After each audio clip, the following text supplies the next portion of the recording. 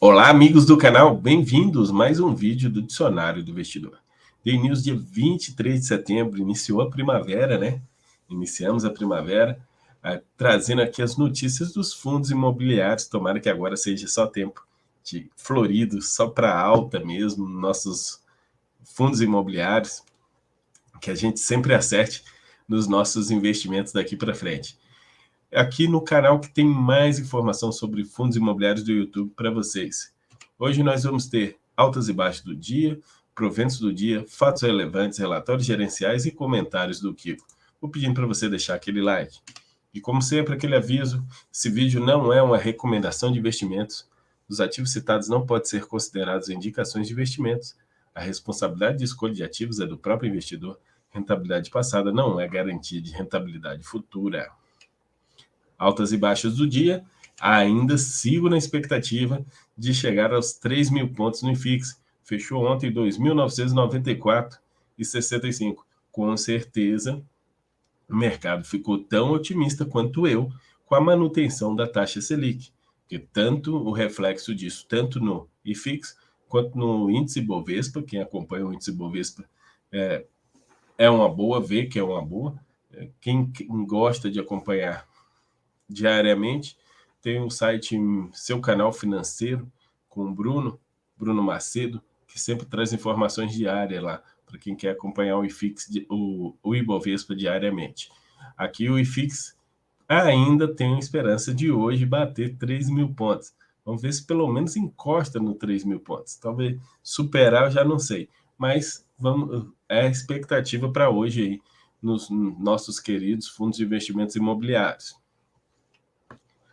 Altas de todos os fundos imobiliários, não só os que participam do IFIX, uma maior alta 11% aí do DRIT 11, o ASMT 11, o antigo CORM 11, subindo 7,9%, o USC subindo 7,76%, o WTSP 11 subindo 7%, ontem ele tinha caído, né? RNDP subindo 5%, o RMAI 11 subindo 4,65%.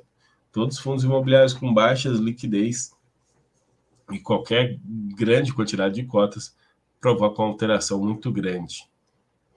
E nas maiores baixas, o KIMP 19,12%, o ERPA 9% caindo, BLMO caindo 8%, o PRSN 8%, o BICR 11 do Banco Inter, o Fundo de Papel do Banco Inter caindo 7% e RBDS caindo 5,39%. Esse é um fundo de desenvolvimento com prazo determinado, preço bem baixo, qualquer alteração de centavos significa um percentual muito grande.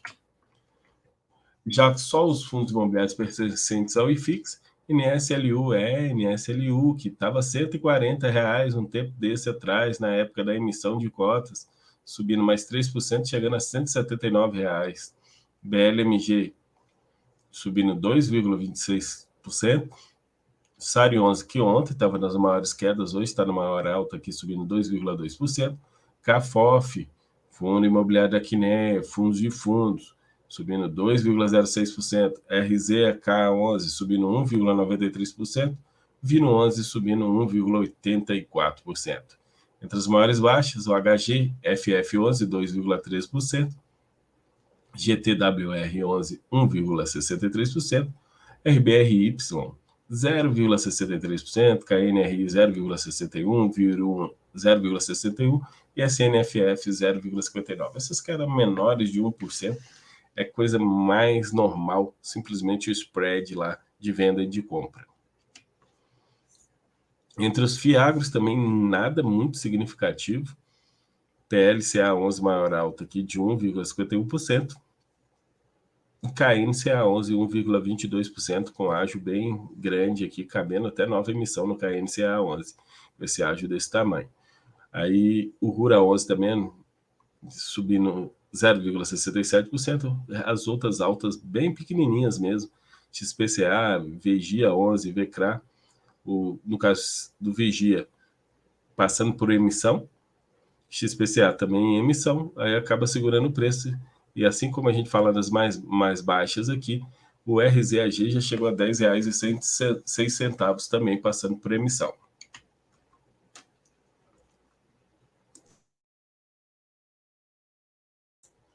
A fonte dos dados, site statusinvest.com.br. Proventos e anúncios dos proventos. Tivemos ontem anúncio dos proventos do SNES 11, informou aí 11 centavos, pagamento dia 29/9, no último dia útil. IBTRA 11 e Edgar 11 deve anunciar hoje os proventos. Então, hoje deve estar saindo proventos do BTG Terras Agrícolas e do edifício Galeria. Fatos relevantes comunicados ao mercado. SNFF 11 informou aí o final agora do período de sobras e o final do montante adicional. Nas sobras foram adquiridas 8.116 sobras e nos pedidos de cotas adicionais 325.772 cotas, totalizando aí 338.868 novas cotas e com isso total quantidade de cotas. Todos os pedidos de cotas adicionais e de montantes adicionais serão atendidos e, com isso, eles nem vão ter a fase de investidores profissionais. A emissão era 98, era R$90, o preço de mercado está 89, e mesmo assim o SNFF 11 conseguiu cumprir na sua integralidade. Todas as cotas foram adicionadas. Parabéns à equipe da gestão. Realmente eles estão com boa equipe de marketing, porque as pessoas que adquiriram essas cotas devem estar com a visão muito para frente, devem ser grandes investidores que preferiram comprar direto na emissão do que no mercado que estava mais barato. Então, só imagino que sejam pessoas com grandes posições que entraram no SNFF 11, que se entrasse no mercado ia fazer uma alteração de preço muito grande. CACR 11, o único fundo imobiliário de papel que toda vez que ele adquire um CRI, ele lança um fato relevante. Inclusive, esse CRI é apenas R$1 milhão que eles investiram nesse CRI, o CRI com a taxa equivalente a 7% mais IPCA, uma taxa razoável, e onde a periodicidade de pagamentos de juros é mensal e a amortização é só paga após o ABITSE. Começa a ser paga após o ABITSE. VISC 11, fundos... interessante isso. 3 fundos imobiliários compraram um shopping center, participações, cada um sua participação, e esses 3 fundos imobiliários anunciaram em fatos relevantes. Agora vamos ver como cada um deles deu essa notícia. O VISC 11 foi o primeiro, celebrou o fundo celebrou o memorando de entendimento com a empresa do Grupo BR Malls Participações para aquisição de forma direta de 55% do Campinas Shopping, localizado em Campinas, São Paulo, o valor total de R$226 milhões, para o qual poderá sofrer pequenos ajustes até o fechamento. O acordo não representa garantia que o fundo efetivamente concluirá a operação, mas uma vez que depende do cumprimento das condições precedentes, incluindo, mas não se limitando, a aprovação junto ao Conselho Administrativo de Defesa Econômica, o CAD, cujo pedido de aprovação foi protocolado no dia 21 de setembro. As partes ainda estão definindo a melhor estrutura de capital para concretizar a transação, na qual será oportunamente comunicado ao mercado em conjunto com os mais detalhes no termo da aquisição. Então, o VISC 11 anunciou que comprou 25%, vai comprar 25% do shopping, do Campinas Shopping. E o MAL 11 foi assinado memorando de entendimento com a empresa do Grupo BR Malls para aquisição direta de 20% do Campinas Shopping Center. O fundo pagará R$82.280.000, o valor equivalente à fração ideal de 20% do shopping, observada a estrutura de pagamento a ser definida futuramente pelas partes. A conclusão da operação está sujeita à concretização de condições precedentes, usuais, tipo de transação, incluindo, mas não se limitando, a aprovação pelo CAD, cujo pedido foi protocolado em 31 de setembro. A operação, sendo concretizada, seus detalhes e impactos para o fundo serão divulgados através de um novo fato relevante. Parece até que foi igual, né? Só mudou o percentual. E para finalizar, XPML11, o fundo assinou o memorando de entendimentos vinculando com a empresa do grupo BR Malls, 25%.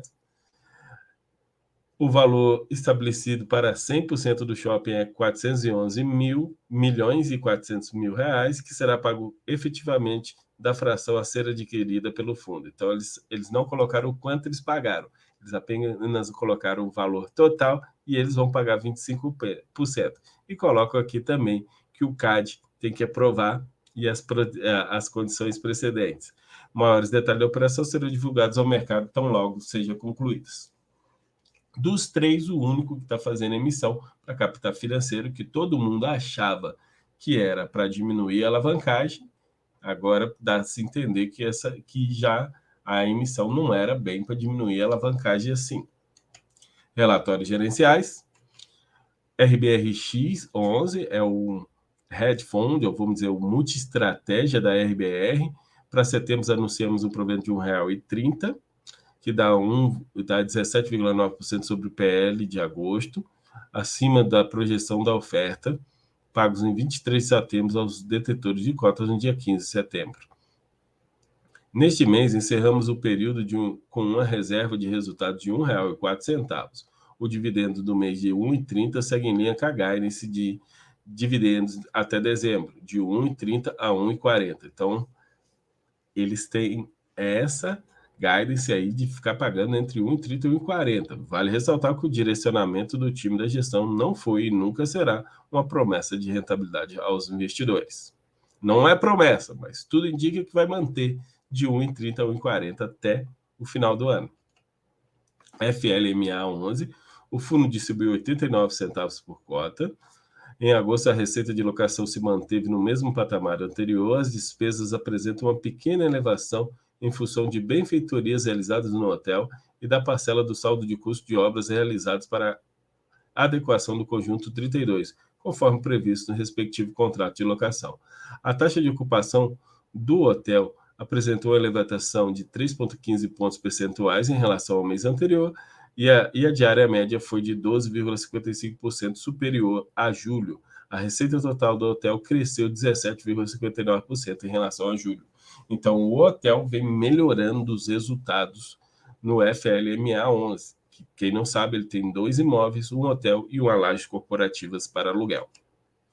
SCPF 11, Fundo Imobiliário de Shopping Center Piedade, em Salvador, formou um provento de 1,1 centavo aí, relacionado às cotas.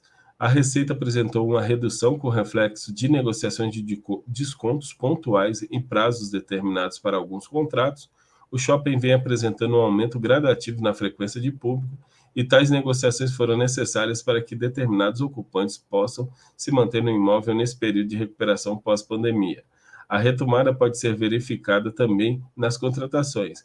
Em agosto foram firmados 3 novos contratos para as lojas 62, 109 e 62. Esse último com vigência a partir de setembro. Game 11. Durante o mês de agosto, o fundo gerou caixa através da venda no mercado secundário de 2 ativos do portfólio, executando também a venda de 62% da nossa posição do CRI BRF SSA, bem como 100% da nossa posição no CRI São Bernardito. O caixa foi gerado para a aquisição de 2 novos ativos pós-fixados CDI+, em linha com a nossa estratégia de redução à exposição ao IPCA. Na página 5, dedicamos um parágrafo para destrinchar o retorno nominal dos ativos vendidos nesse exercício do Game 11. Então, eles estão vendendo um pouquinho de IPCA e comprando um pouquinho de CDI. E assim é a multi-estratégia. A multi-estratégia, o fundo deve estar dentro da sua estratégia, do caso da Game 11, que é uma estratégia high grade, vai continuar buscando os melhores indexadores no momento para os cotistas. SNFF 11, o resultado do fundo foi de 64 centavos por cota.